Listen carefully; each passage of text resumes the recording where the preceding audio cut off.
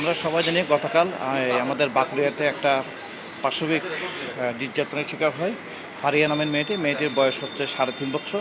আমাদের Chittagong medical college হাসপাতালে মেয়েটিকে নিয়ে আসা হয় সন্ধ্যা 7:40 এবং আমাদের মহিলা ডাক্তাররা মেয়েটাকে এক্সামিনেশন করে আমরা তার কোনো ব্লিডিংয়ের হিস্ট্রি পাইনি। তার স্যাম্পল কালেকশন করেছি, ডিএনএর জন্য স্যাম্পল কালেকশন করেছি। এটা আমরা এখন ডিএনএ টেস্ট করার জন্য এটা আমরা ঢাকায় পাঠাবো। যদি এটা কনফার্ম রিপোর্ট আসে তখন আমরা বলবো যে এটা রেয়ার কেস। মেয়েটা সুস্থ আছে, মেয়েটা খেলাধুলা করতেছে, সকালবেলা নাস্তা করেছে। এমনি তার কোনো বাইরে এক্সটার্নাল কোনো নাই, ইনজুরি নেই। মেয়েটা পুরোপুরি সুস্থ আছে এটা বলা যায়। তার খাওয়া দাওয়া সব কিছু নর্মাল। এইরকম ঘটনা একটার পর একটা ঘটছে, এটা খুবই দুঃখজনক।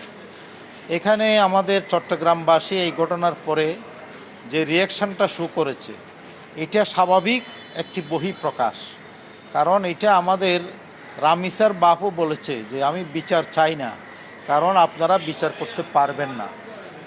এখন আজকে কথা আসছে যে রামিসা মানে আসিয়া থেকে রামিসা, কোর্ট কাছারি সবই মিশা, এরকম কথা উঠতেছে। এটা আমাদের সমাজের ভঙ্গুরতায় প্রমাণ করে আমরা যে এই সমাজকে সঠিক করতে পারি নাই, বিচার ব্যবস্থার প্রতি মানুষের আস্থা সৃষ্টি করতে পারি নাই, এটা আমাদের জন্য খুবই দুঃখজনক। আসার কথা হচ্ছে যে আমি মেয়েটিকে দেখে আসলাম, তার সাথে আমি কথাও বলেছি, সে আমার সাথে কথা বলেছে। সে তার শারীরিক অবস্থা, ডাক্তারের সাথে আমি কথা বলেছি, তার শারীরিক অবস্থা কেমন সেটি খোঁজ খবর নিয়েছি।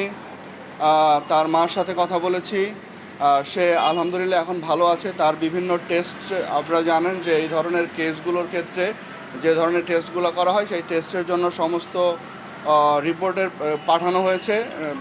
যে ব্লাড থেকে শুরু করে অন্যান্য যে ইয়াগুলো আছে, স্যাম্পলগুলো পাঠানো হয়েছে। আমি সিভিল সার্জন মহোদয়ের সাথে কথা বলেছি, কালকে রিপোর্টগুলো আসবে। ইতিমধ্যেই মামলা হয়েছে, মামলার পরিবার তারা বাদী হয়ে মামলা করেছে।